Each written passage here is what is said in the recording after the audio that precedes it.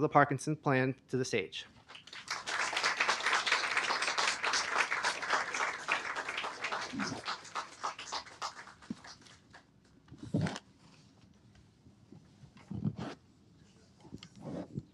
They're all on mics? Okay, everyone can hear? Okay. I'm Joanne Kennan. You just heard. With me is Ray Dorsey, who is the director of the Center for Brain and Environment at the Atria Health and Research Institute.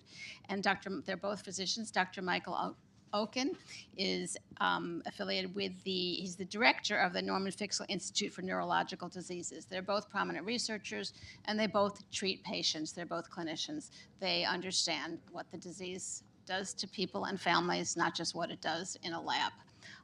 This is your third book on the topic? We've got quite a few. Okay. Yeah. And the congressman is en route and will join us. He has experience as both a policymaker and as a family member. So he'll be here as soon as he can get here. I think that one of the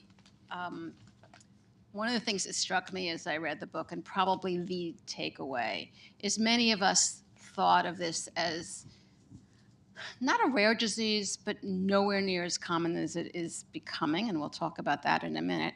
And I think many of us, or at least me, and I am a journalist who specializes in health, but I was also under the misimpression that this was largely a genetic disease, and that it was not particularly preventable. I don't think you're ruling out a genetic component, that there's something that may enhance risk or increase risk, but this is really a preventable disease, only we're doing a really lousy job of preventing it. It's really a disease that stems from exposure to chemicals, pesticides and other chemicals. So before we sort of talk about how people can protect themselves or protect the future generations if we are smart, which we may or may not be. As you uncovered, I mean, both of you have been doing part. It's the hallmark of your careers. Did you expect to end up in a place that it was really so preventable? Did that surprise you as the evidence mounted? So first of all, thank you very much for joining us. Thank you all for showing up. I mean, I think this is a great indication of how much Parkinson's disease is growing, how much people care about the disease, how much people are fed up with the disease, and how much they want to see this disease. And so thank you all for coming. So I was like you and like Michael, I thought Parkinson's disease was some combination of aging, genetics, and unknown factors. Maybe I heard about pesticides during our training. And then 8 years ago, I had the gift of a sabbatical. And I spent that sabbatical reading the work of Dr. Caroline Tanner, who's a Parkinson's specialist like Michael and me, but also an epidemiologist who has a PhD in epidemiology from Berkeley. And in my mind, she's a giant. In reality, she's probably north of 70. She's about 5 feet tall. Nothing wrong with that. And she looks like... we like that. Joanne and I like that. And she's incredibly soft-spoken, but she has quietly, diligently, for 40 years, told us that the principal causes of Parkinson's disease lie not in our genes, but in our environment. She has shown that farmers exposed to a weed killer called paraquat have a 150% increased risk of Parkinson's disease. She's told us that twins exposed to a dry cleaning chemical called trichloroethylene have a 500% increased risk of Parkinson's disease. She's told us that Marines who served at a Marine base called Camp Lejeune in North Carolina, contaminated with this dry cleaning and degreasing chemical, have a 70% increased risk of developing Parkinson's disease. So I read all this. I was a little upset. I'm like, why didn't I know about this? She even said, Ray, do you know about Camp Lejeune? And I didn't know about Camp Lejeune. And the more we've looked, the more we've investigated, we've come to the conclusion that this is indeed largely a man-made disease. And Michael, for a long time, has been the medical director of the Parkinson's Foundation, which conducted a landmark study called PD Generation. Some of you in this room have participated in that study. And they offered free genetic counseling and genetic testing to Americans and people throughout this hemisphere with Parkinson's disease. And they looked at the results from the first 8,000 individuals with Parkinson's disease. And of those 8,000 individuals, 12.5% carry a genetic cause or genetic risk factor for the disease. Said another way, 87% of Americans with Parkinson's disease have no known genetic cause or no known genetic risk factor for the disease. The cause of Parkinson's lies not within us, but outside of us, in our environment, and chemicals in our food, water, and air. Let me just add to that to say Ray and I were on NPR on the 1A show earlier in the week, and the host Todd thanked me for being a skeptic, which was awesome. I was like, oh, I'm being thanked for being a skeptic. I hope my wife is listening, and it turns out that when we started our careers, we're about 3 decades into being neurologists. And if you said environment and you said Parkinson disease, people would say, get out of the room. Like this is, no way. This is not the narrative of what we think is going on. So then one study comes out and you say, oh, that's an interesting study, but that's one study. Then another study comes out, then another study from another region, then another study from another country, and then another study comes out, and then suddenly you've got a pile of evidence. The drip, drip, drip turns into this pile of evidence that this is largely environmental and not genetic. And so that was, to get back to your question, Joanne, that was like kind of a surprising, journey for us to get there, particularly for me. I was going to start the conversation by talking about the political. I mean, this is this disease is becoming so much more common. I think it was not you, but the forecast was there'd be 12 million cases by 2035, and here we are in 2025, and it's 11. So this is probably on track to be more common than Alzheimer's. I think I'm going to talk about that, the policy and implications and society-wide implications when the congressman gets here. So we'll come back to that, and there may be questions about that at the end as well. Just one quick Sure. note. It's growing much faster than Alzheimer's, but it's not going to get as common as Alzheimer's. Okay, won't get as common, but we're not going to let it get as common. Is the as growth Alzheimer's. rate faster now? So what's by happened is far. the acceleration. Okay, but Yes. it's going to be in an aging society. This is a serious, debilitating, chronic disease. I mean, people live years with it, but We at the should end, all right? just pause and just like appreciate that fact. Parkinson's is now growing faster than Alzheimer's. The last 2 global burden of disease study data sets that came out, the last 2, that came out, when we wrote Ending Parkinson Disease in 2020, when we, now have written the Parkinson Plan, the last 2 data sets are very consistent, and it's growing faster than we thought. So when Ray crunched the numbers, he crunched the numbers that there would be 12 million people by 2035 on the planet. He was wrong. We were wrong when we published that book. There's 11.8 million today at 2025, 10 years ahead of schedule. So this is really growing. So talk a little bit about, I mean, yes, there's sort of super funds. But we also live on a really polluted planet in a really polluted country. These chemicals are all over the place. You identify 2 as particularly, I'll let you pronounce them by their actual names. I'll call it, was it TCE and PERC? You can use the scientific names because I won't get them right. They're common. We've all been exposed. We can't, I said to you the other day, I can't go in a time machine and go back to 1973 and wash my blueberries better, right? I ate those, I washed them, but I didn't scrub them as vigorously as I probably should. Not as vigorously as Ray does, for sure. Or You want to use the see how vinegar that's done, go to Ray's I didn't know house. you could wash your berries with vinegar, now I know. I guess those are some magic formulas. People can Google that. Those of us, you're not saying that everybody needs to be panicked. You're saying that we as a society need to clean this up and 2 things: prevent the future cases and also do a better job of caring for and understanding that caring for the people who either have it or going to get it, and understanding the disease so we can treat it better. So there's a couple of things let's break down. One, how panic. There's this disease is growing. It's scary, right? As a layperson, I'm a health writer. I was a political for years. I understand the politics of disease, of trying to get money for diseases and coalitions and alliances.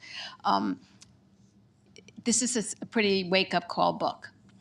Probably most people here are close to somebody who has the disease, and those of you who don't know somebody who has the disease are going to. I have friends who got it young, one who died young, another who's maybe 50-ish when he became sick. So we're not going to get rid of every pesticide, but let's leave that part for the. I mean, we are sort of in a moment when pesticides are in the air, so to speak, right? And that's, I mean, it's a pun, but I mean, whatever. There are many parts of the MAHA agenda that are highly controversial, and that not everybody is going to think makes any sense. But sort of some of the things about cleaner air, cleaner water, less exposure to chemicals, most people can agree on. Whether they lead to any changes in policy is a big question mark, but sort of is there an opening at this moment that we are talking about things that we weren't talking about in that is not a totally party line thing?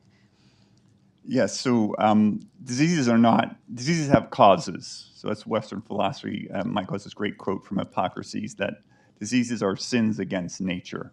And we've been conducting a lot of sins against nature. Among those are use of pesticides. So Rachel Carson, when she wrote Silent Spring in 1962, she said that pesticides have some benefits. What she wrote about was the indiscriminate use of pesticides. And she said this indiscriminate use of pesticides would create new diseases among farmers that would puzzle the doctors in the city. She didn't know about Parkinson's disease, but she essentially described Parkinson's disease in 1962 as largely a new disease. Before Dr. Parkinson described it in 1817, it was extraordinarily rare. He said when he would describe it in 1817, he said, I'm describing a new disease, a disease that's not been classified in the medical literature. 200 years after he described 6 individuals with the disease, an estimated 6 million people have the disease.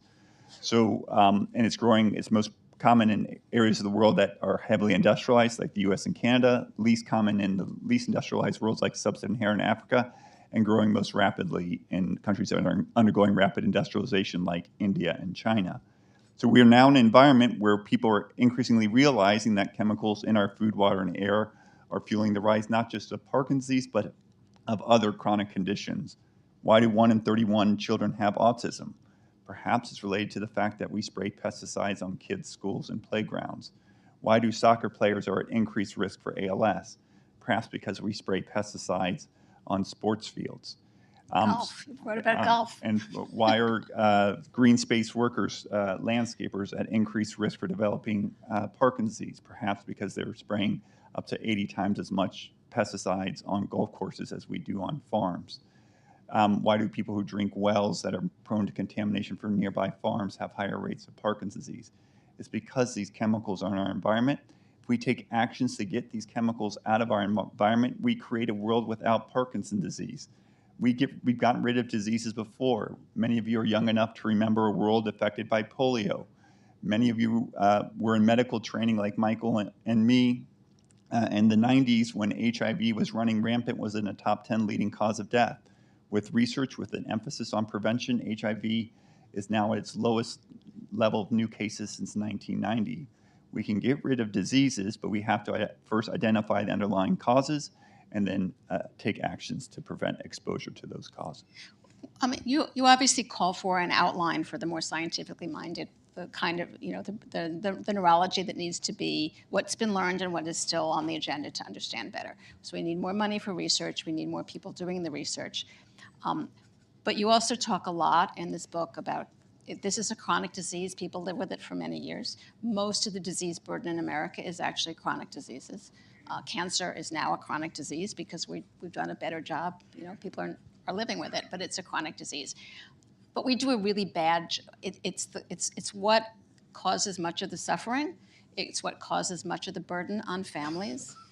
And it's both a burden and a privilege to care for someone who's chronically ill, but there is a burden. It is financially devastating to families. And we do a really, really poor job of caring for people with chronic diseases. You've talked about, I like your analogy. You have this, anyone who's already looked at the book, you talk about the solar system.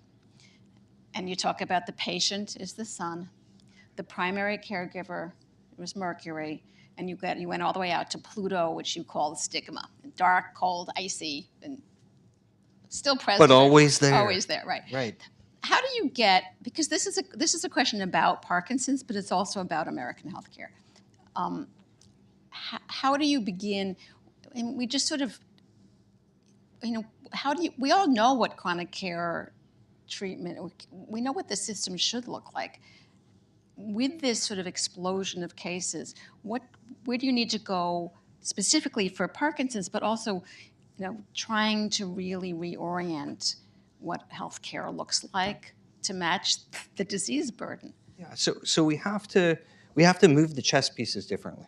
Okay, so we've got all the pieces on the board, right? They're all there. We're just not efficiently moving them to help in these diseases. And there's a quote in the book. It comes from something you may have heard of, the movie Star Wars. Anybody heard of Star Wars? And so you got Chewbacca and you got Han Solo, and they're flying the Millennium Falcon through this asteroid field. And the asteroid field is the healthcare system, right? All the insurance companies, lucky to get parking, right? See one person, much less a team of people. I mean, forget it, right? The chances that Chewbacca and Han Solo are going to fly through that asteroid field and make it are phenomenally against them. It's like 3,900 to 1 or something, in that neighborhood.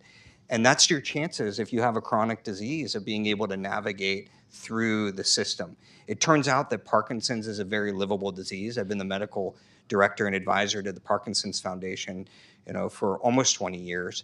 And there's so many things we can do for Parkinson's, but we've got to actually get the right players on in the right sequences. We got to move our chess pieces more efficiently. And those planets are all the different specialties that we need to have around the people. And then we have to have our satellites, right? These are our wearables, our sensors. Like I got 100 sensors on me right now, right?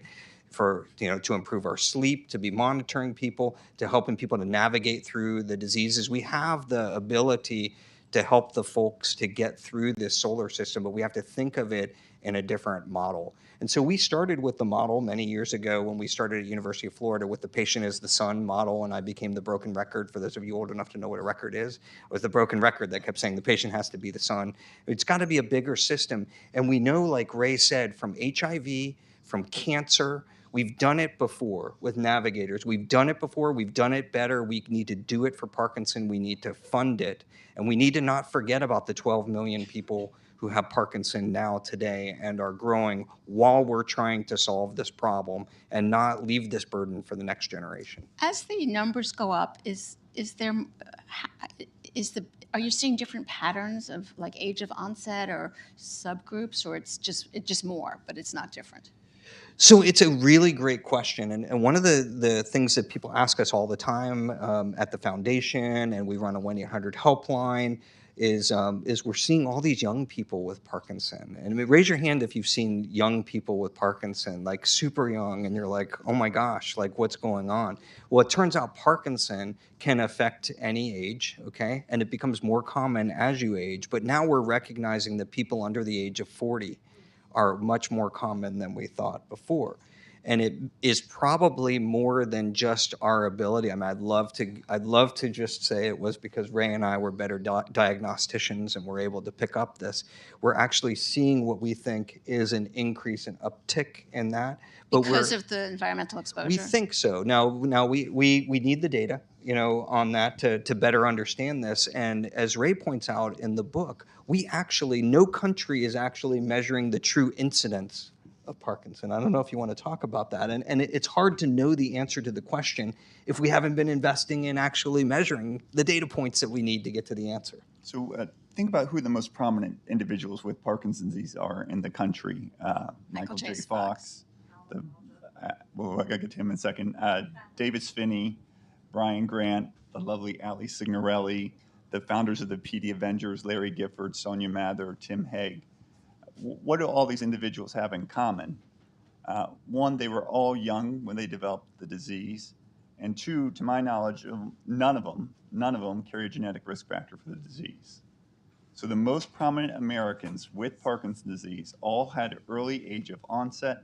None of them had a genetic cause or known genetic cause or risk factor for their disease, suggesting that's in the environment. In the book, we introduced two women. In the introduction, Dr. Sarah Winningham and Dr. Jana Reed. Both were graduates of the Air Force Academy, both ran track, both became physicians, both served their country, the United States, around the world, including in Afghanistan. Both are mothers. and both were diagnosed with Parkinson's disease within 1 month of one another when they were in their 40s. Dr. Reed carries a genetic risk factor. Dr. Whittingham doesn't have it. And we show that their likely cause for the disease is exposure to that degreasing chemical, because at least half the bases that they served at, and if you're in the military for a long time, you serve at many bases, in both cases, I think a dozen or more, at least half the bases they served at were contaminated with this dry cleaning chemical. This dry cleaning chemical is, thanks to Emily, is in Riggs Park, 5 miles from where we're sitting right now, is a contaminated site with this dry cleaning chemical, in which that dry cleaning chemical was found in the indoor air of homes 5 miles from where we're sitting right now. There are reasons people have these diseases. The reasons do not lie within us, they lie within our environment. If we realize this, we can take actions to clean up our air, clean up our food, clean up our water. In the book, we give you 25 suggestions, the Parkinson's 25, for ways you can minimize your exposure as individuals. We outline a plan for you to reduce the exposure in your communities. Almost everyone in this room can contact their school or golf course and ask them to use less pesticides, right? Kids' playgrounds do not need to be sprayed with pesticides. We can also ask to be informed if we live near a contaminated site. So if you live within a mile of a contaminated site, you should have the right to know that that's indeed the fact, and you should be notified every year of that. And then there are actions we can take as a society, banning the most toxic chemicals, increasing research funding, increasing amount of funding spent on preventing the disease. Out of every research dollar spent on Parkinson's disease, only 2 cents, 2 pennies, goes to preventing the disease. There are homes sold in New York City, in Miami, Florida, and in Los Angeles every day for more money than we as a society spend on preventing Parkinson's disease. That needs to change. Once that does change, we create a world where Parkinson's disease is no longer one of the world's fastest growing brain diseases, but one of the world's fastest falling brain diseases. Can you talk a little bit more about, these are common chemicals, right? Are they airborne, or is the risk if you live near a place where it's concentrated for a prolonged exposure, versus are we all equally at risk because it's all of it? It's, they're widely used. We've all used, well, most of us have had something dry cleaned at some point. Is it more like whether these sort of concentrate like Camp Lejeune, or the Air Force site in Riggs Park? Is the risk if that we need the knowledge of where the high risk places are and your risk around that, or is it like everybody's at equally at risk? Not everyone's at equally risk. If Parkinson's were just due to chance or just due to aging, you would expect the map of the United States adjusted for aging would be uniform. But it's not. Rates of Parkinson's, for example, are among the highest in the Central Valley of California, where a weed killer called paraquat is sprayed on crops. According to the U.S. Geological Survey, the crops on which it's sprayed the most are corn and soybeans. Perhaps by coincidence, perhaps by not, the 2 crops that receive the most amount of subsidies from taxpayers in this room are corn and soybeans. Research done by our colleagues Dr. Kimberly Paul and Dr. Beata Ritz looked at people who simply lived or worked near where paraquat was sprayed. These weren't farmers, these were just people who lived or worked near where it was sprayed.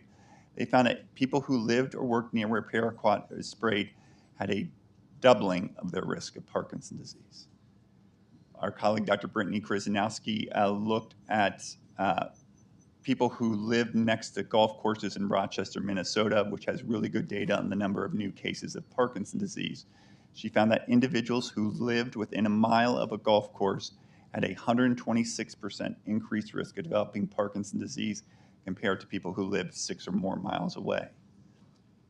Why that increased risk, we're not certain. She spent a lot of time in the paper discussing contamination of the water supply.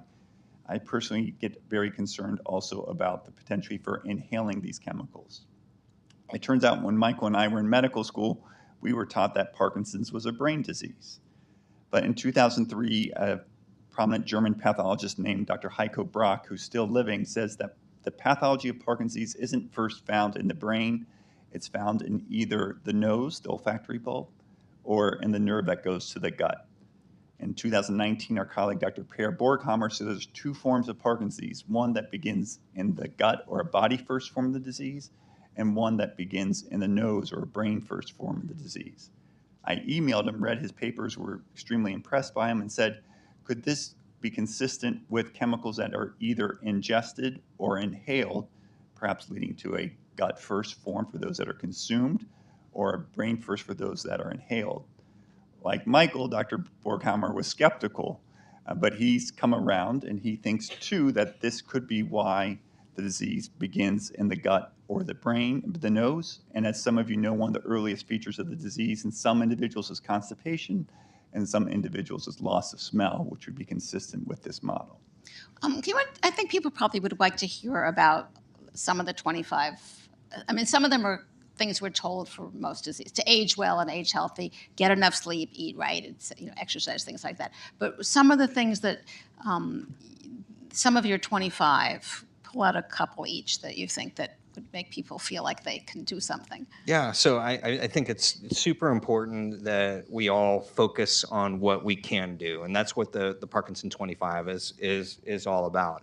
We've got 12 million people already, right? 11.8 million people already. So what can we do? One of my favorites is making sure you have a water filter. Okay, good water filter on your water, super important, right? Particularly if you're on well water. Okay, well water, it turns out, 20% or so, is that right, Ray? About 20% of people in the United States are on well water? Yeah, up to 80 million Americans. Yeah, so there's quite a number of you on well water, but even if you're not on well water, making sure that you're drinking filtered water, super important. If you haven't had your water checked, and you can ask your local authorities to check your water as well, because you might just be getting your exposure right there. So something really simple, really easy to do. And not expensive to get at. Not expensive, not expensive. And then, second, anybody know how many seconds the USDA says you have to wash your fruit before you put it on the shelf and sell it to the consumer in the United States?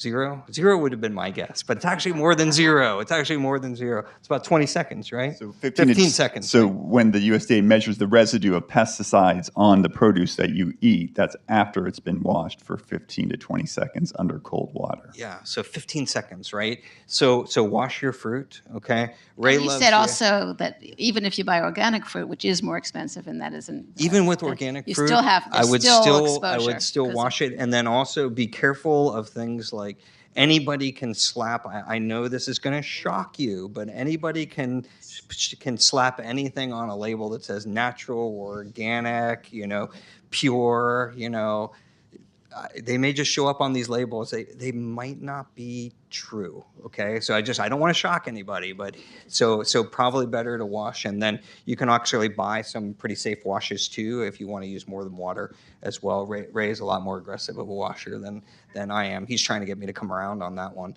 but certainly get the pesticides off.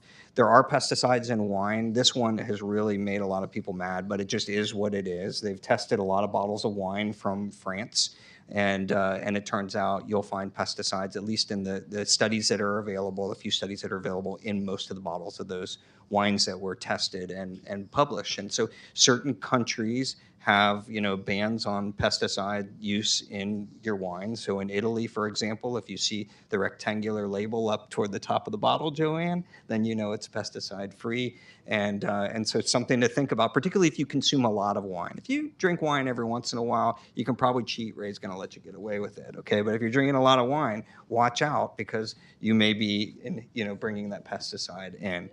Sleep is super important, okay? And we didn't realize how important sleep was, but we've actually kind of discovered a new system in the brain called the glymphatics that we didn't talk about when a couple of decades ago when I started in practice. It's only in the last 5 or 10 years we're talking about this. This is how we clear all these bad things that are in our brain every night. It would be like imagining a group of dump trucks coming and it's dumping all the bad stuff out of your brain and taking it out in your dreams at night.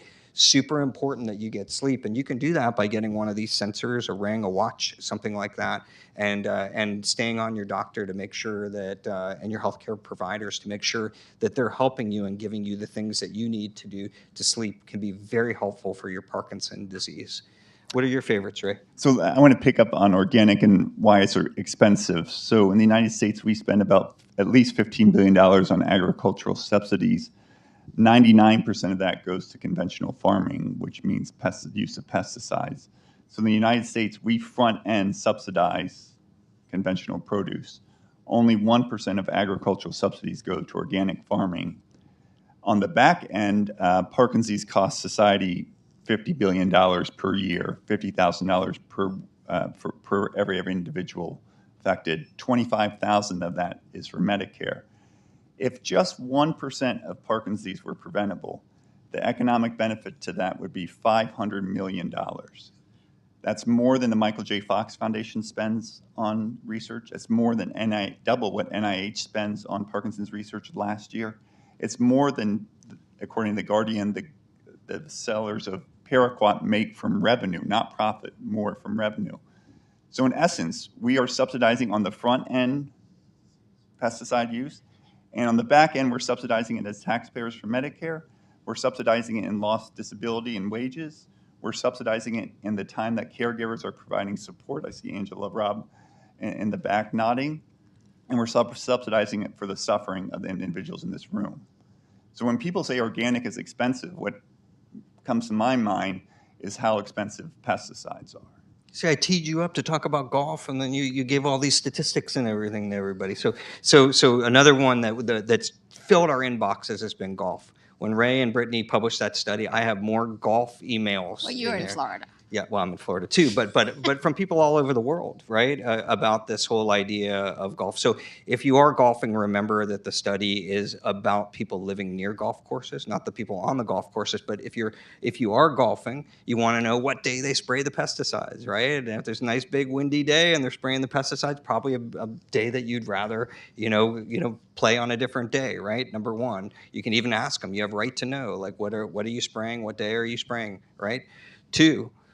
And I say this, totally seriously, don't lick your balls. Look, this lady is looking at me like I'm crazy. Don't lick your balls. Don't put the teas in your mouth. Okay, this is something golfers do. This is very bad, right? If you're smoking a cigar, you put the cigar down on the ground, and then you hit the ball, and you pick the cigar back up, and you put the pesticide right back into your mouth. So super important to think about those things. And then if you're on the course, probably you're better off probably with the plastics problem, the plastination of the bottled water, than you are drinking the water off of the course, off of the tap. So just a couple of things. Well, let's talk a little bit about treatment. There is a drug which I may or may not be pronouncing right. You did coach me, but I may not have gotten it. Levodopa, is that right? Okay. Yeah, you did good. That's okay. Good. It's pretty available. It's not a new drug. It should be an affordable drug. It's pretty available in the United States for those people who do get access to care. Internationally, this is not an American disease. It's not an expensive drug, but it's really hard. It's really not accessible in poor countries, right? So that's one issue that I think we should at least take note of. And probably even less given the foreign aid issues in this country right now that may be making it even harder to get. Is there other stuff? We're also in an era of discovery. I mean, there are amazing things happening with pharmaceuticals. There are amazing new drugs. There's all sorts of things to make life better if you're sick, or to cure diseases that were previously uncurable. Where are we with Parkinson's? Is there stuff around the corner? Is there stuff in the pipeline? Is AI going to repurpose something for us? And yeah, so a whole bunch in there, Joanne. Let me just start by saying, in the book, we are pretty bold. We call for 0, 10, 100 plan. So a 0% rise in Parkinson. We need to stop that rise in Parkinson's disease by 2035, okay? We need to increase the funding by 10 times or more. We call for $3 billion funding with proportional funding. Also to prevention, we can't be spending 2 pennies on every dollar. That needs to be 25 pennies on every dollar for prevention. And 100% access to dopamine. Dopamine is still, levodopa, or dopamine replacement, is still the pill that is still the miracle, and such a great pill for Parkinson's disease. And when the World Health Organization and other people have surveyed, and we know we've looked very carefully all over the world, people don't have access to it, okay? And if you look, the majority of people, even when they have access, if you have to spend a month's wages just to get access to this drug, that's going to, be a miracle for you, for your ability to move, your ability to interact with society and things. And so we have to make sure, if we have HIV drugs available for everyone, if we can do that, that we create the systems to be able to be, not only treating the people, but changing their lives. So dopamine is a life changer, and it's one of the differences. All apologies to Alzheimer's disease and people that study Alzheimer's and my friends, and we study Alzheimer's at my institute.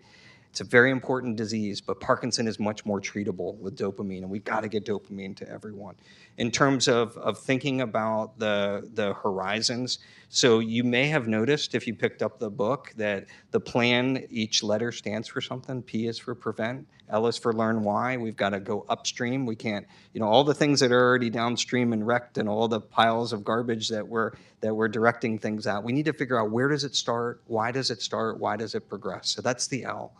The A is the amplification of voices, right? So we talk about all of the planets, right? And how we need to reorganize, like we've done in HIV and cancer. And then the N was your question. The N is the navigation of new treatments. And so we divide those into things that are near term. You got people in the next 5 years we need to take care of.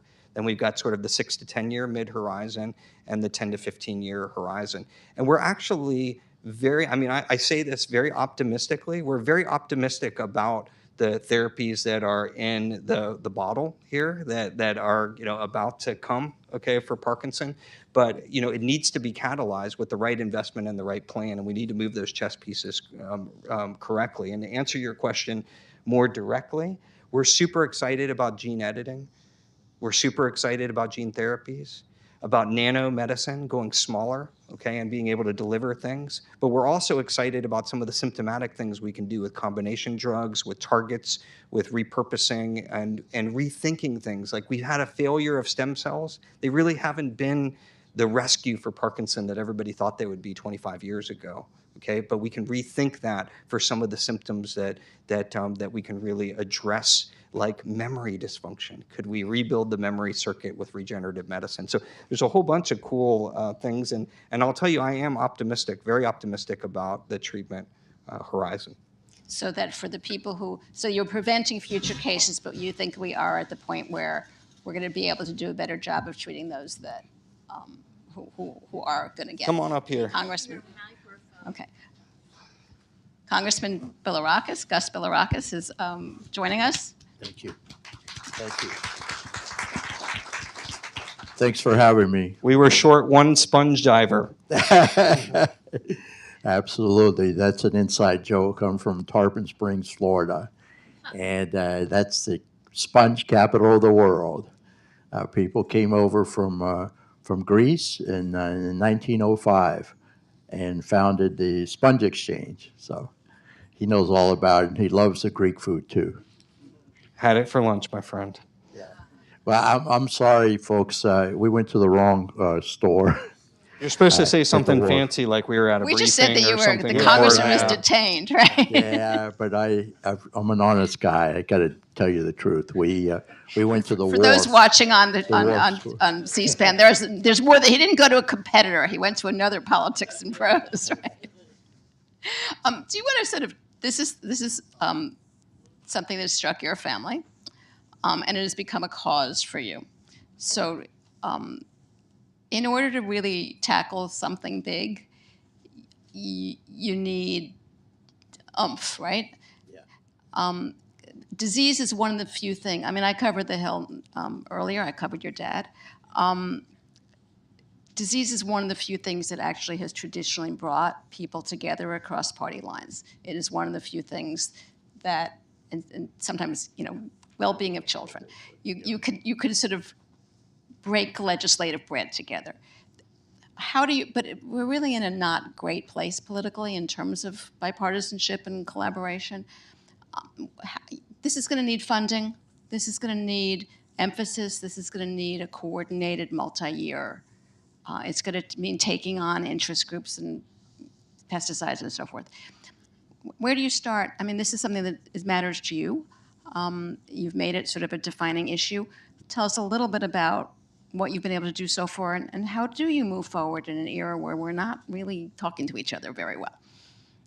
I'm having a little trouble hearing, but I get the gist of it.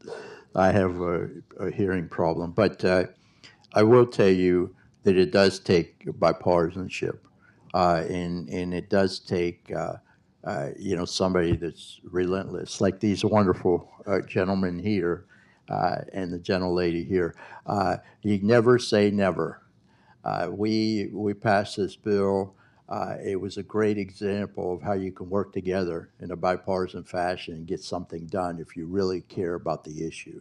And that's what it's going to take there. Now, I understand that there's about $5 million to start, specifically for this bill, to fund this bill in the Senate package. We go back into session on Tuesday, and we're going to pass an appropriations bill eventually, and I'll make sure that that money stays in the budget. But yeah, it's affected my family. I see it on a daily basis. My father has Parkinson's. By the way, he was in Congress for 24 years and worked on these issues, specifically the neurological issues. And I took over a few years ago. And, you know, you just got to be relentless. You hear the stories, but I've experienced it through them. My uncle passed away in 1992, 57 years old. And then, of course, my brother passed away a couple years ago, and we named the bill after him and a wonderful person by the name of Jennifer Wexton, who's a Democrat, and she helped me get this done. And we all hugged, and it was just a wonderful, wonderful moment, first in committee and then on the floor of the House of Representatives. My mother-in-law passed away a couple years ago, Parkinson's. My dad, as I said, has it now. He's struggling with it. So this is something that I really care about. And again, if we can find a cure for Parkinson's, we can find a cure for Alzheimer's. My mom has Alzheimer's. So chronic diseases is something that I really focus on, and rare diseases as well.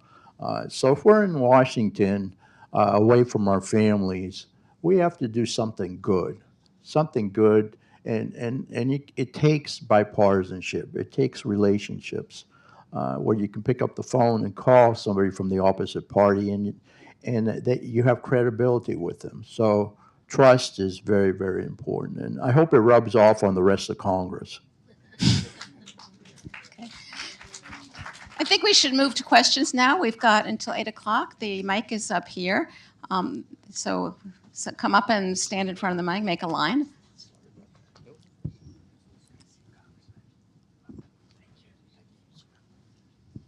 Okay.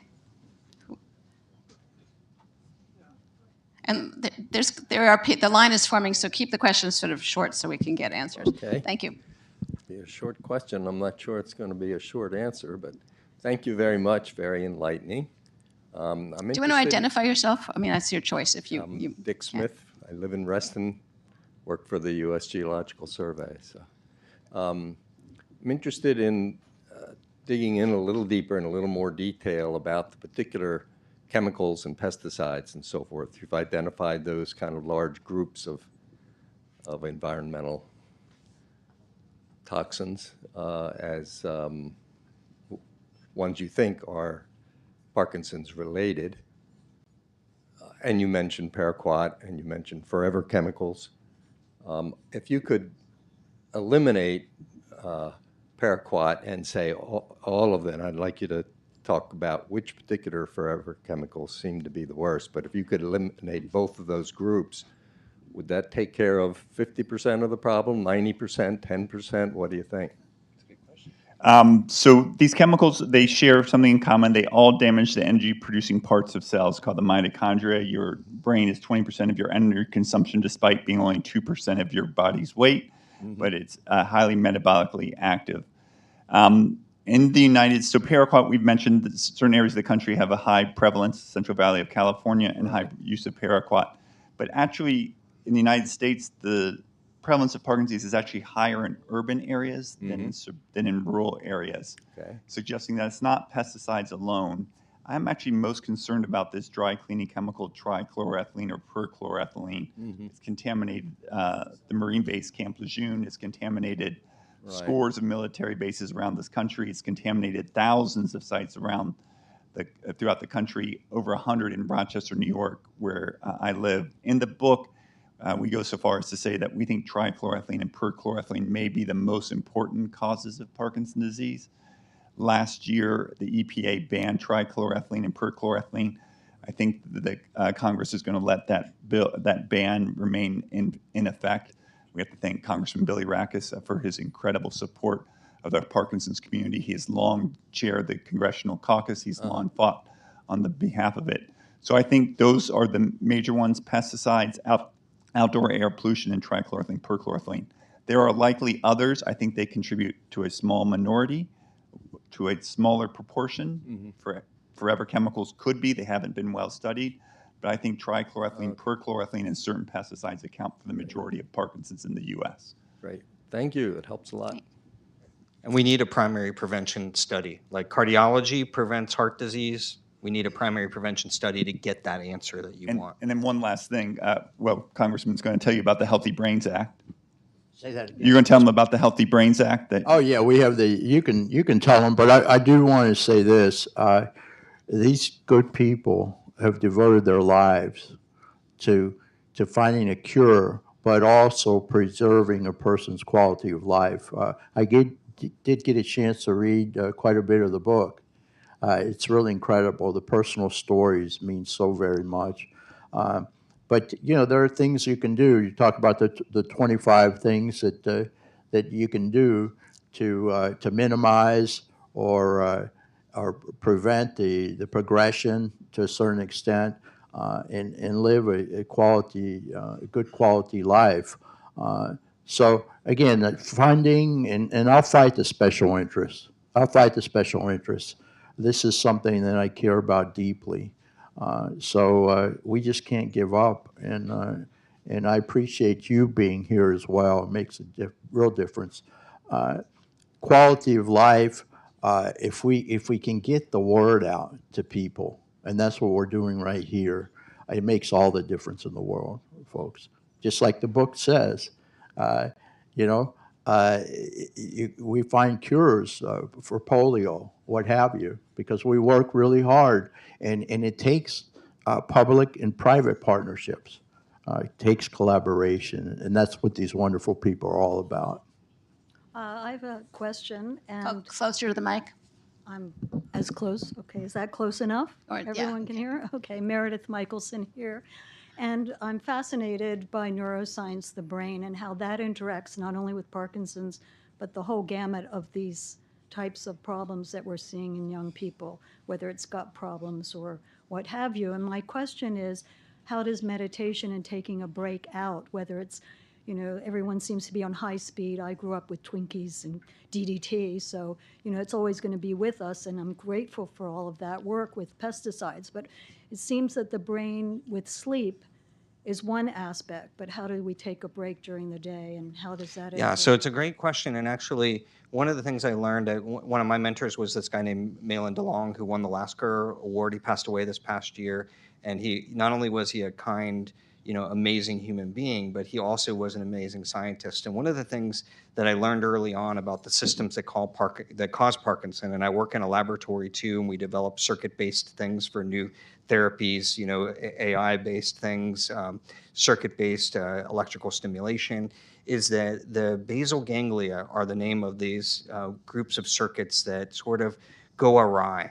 And when they're firing awry, stress makes them worse, okay? Stress, anxiety, and sleep deprivation. There's also some studies in the literature that we know about stress and about PTSD and about risk factors for Parkinson. And so there is a relationship to driving those circuits. How much research do we have in it? Not enough, but we actually know that those two things are important, not only to this type of disease, but also to other chronic diseases. So it is really important.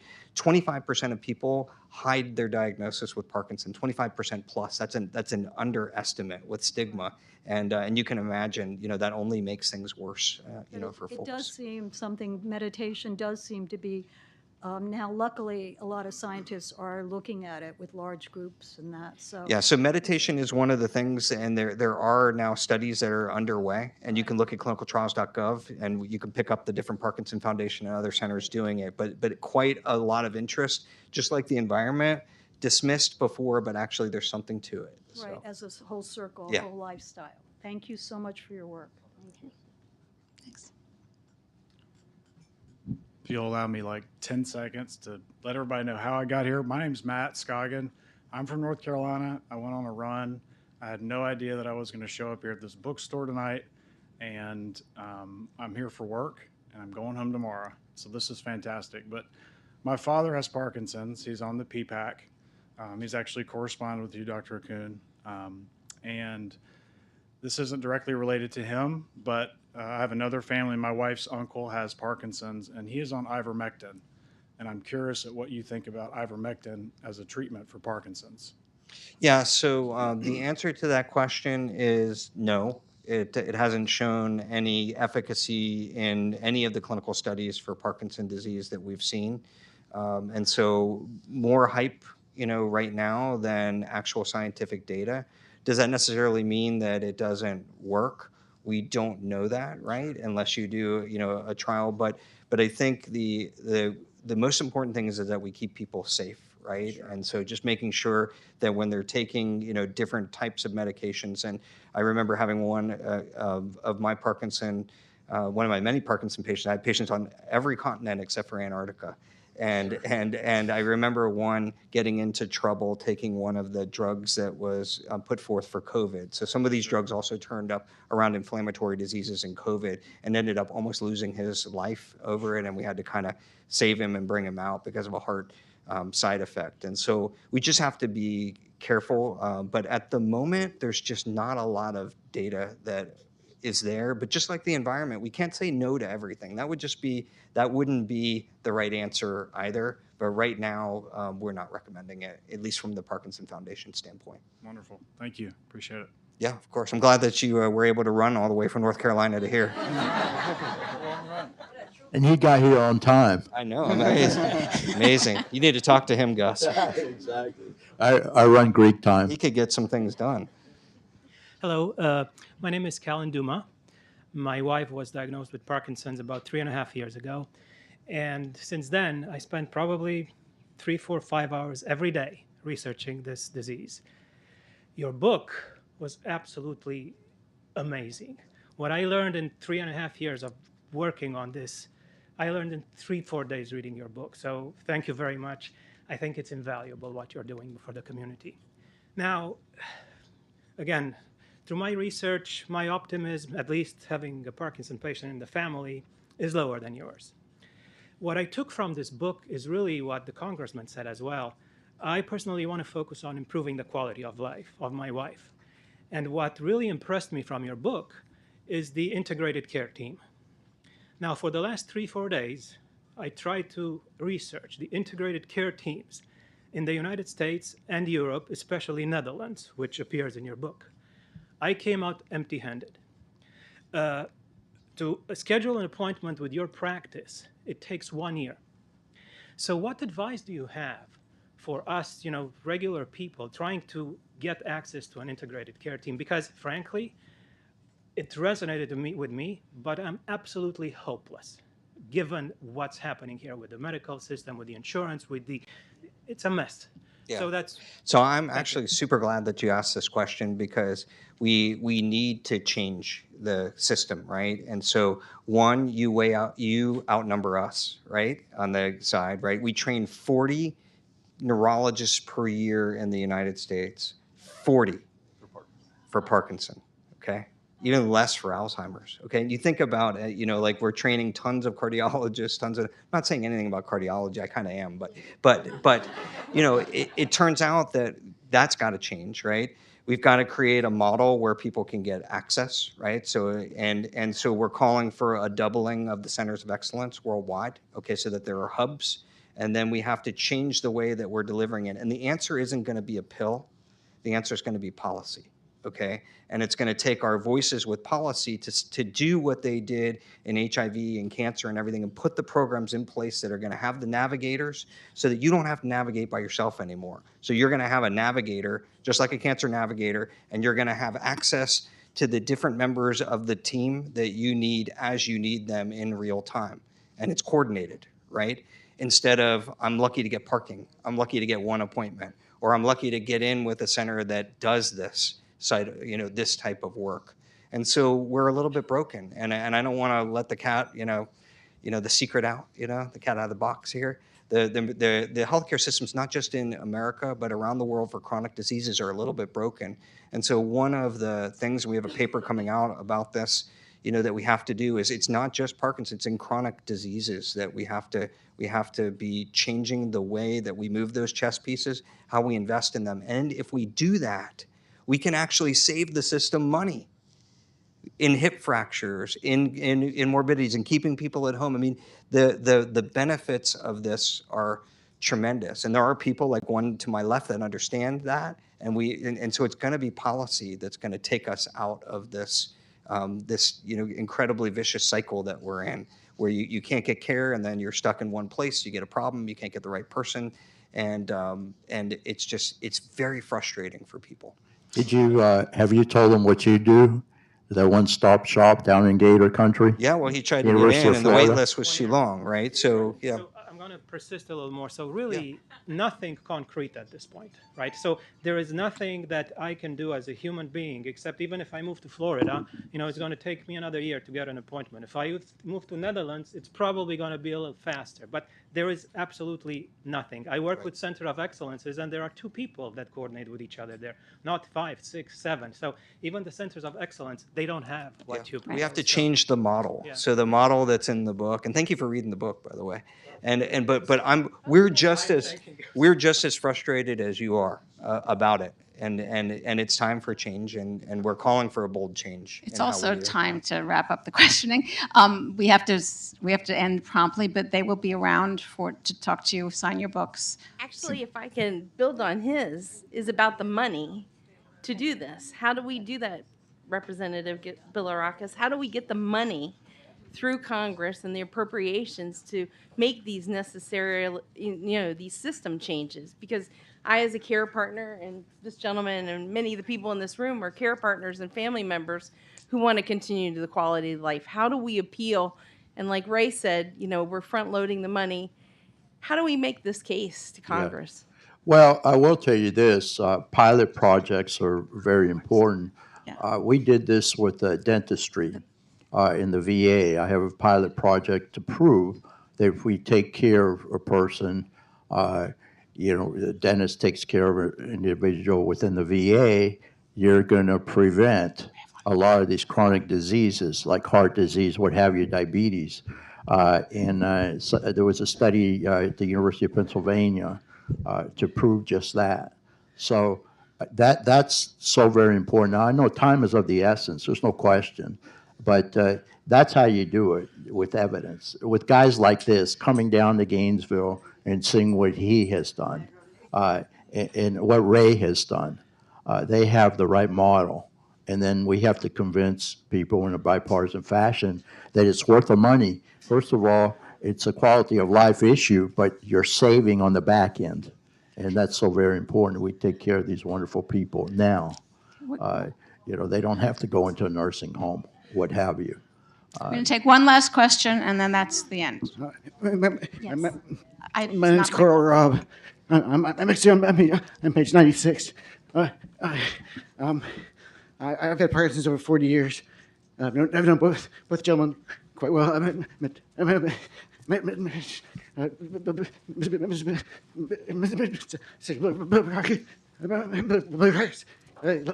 Florida several years ago. But my question here is,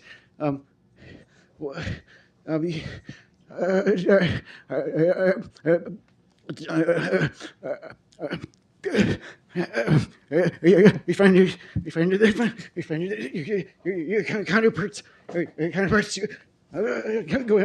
coming on board with you. Your counterparts Agreeing agree with you. Counterparts. So I'm going to answer that in a second. So Michael J. Fox says that Parkinson's disease sucks. And that's why you're all here, because you're deeply dissatisfied with the way we are currently caring for individuals, the current way we're currently treating it, and our lack of effort to prevent the disease. Part of that responsibility lies with people like Michael and me, in the opening of the book, we say that the rise of Parkinson's disease is a failure of us to adequately address it. So we share with the man from North Carolina, we share with Carl Robb your frustrations. Carl lived next to a golf course in North Carolina, which in his stories in the book. So Parkinson's disease sucks. We share your frustration. We write this book for you. We spent the last 2 years doing that. We're hoping that our colleagues will see Parkinson's disease in a new light because we have inadequately addressed the needs of 1.2 million Americans with the disease. The reason we're here today is because we have political leaders who have courage and determination, and that is Congressman Gus Bilirakis, who's been working for how many years? It's been a few. Been a few years. But I will tell you, these are the heroes here. Yeah, but These are the heroes. I have the heart for it, but they're the experts, and I look to them, and we implement these policies and to make he's a trying to difference. prevent Parkinson's not just for Tarpon Springs, not just for Florida, but for all of us. He was joined by Congresswoman Jennifer Wexton, an attorney from Northern Virginia, who on World Parkinson's Day in 2023 disclosed that she had Parkinson's disease, only to find out later she has a worse form of Parkinsonism called progressive supranuclear palsy. Even though she lives nearby, she couldn't join us today. She's watching today. Can we give her a round of applause? Paul Tomko as well. And, He was and Paul Tomko from good Congress. guy. The He bill really cares passed. The tremendously. bill passed the U.S. House 407-9. It passed the Senate unanimously. The guys that voted against it didn't read the bill. It was signed into law by President Biden, I think, with Congressman Bilirakis over his left shoulder and Congresswoman Jennifer Wexton over her right shoulder, over his right shoulder. It clearly indicates that there is political will and political empathy and sympathy for the plight of people with Parkinson's. We now need to change that will and make it into action. The fact that you all showed up tells Congressman Bilirakis that this is a political issue that he can win. The fact that you all showed up today indicates that Congressman Bilirakis and his colleagues that this is a political issue that he can win so that we can help the people from North Carolina, so we can help Carl Robb, who's been battling Parkinson's disease for 40 years, and so that we can bring about the end of this preventable disease.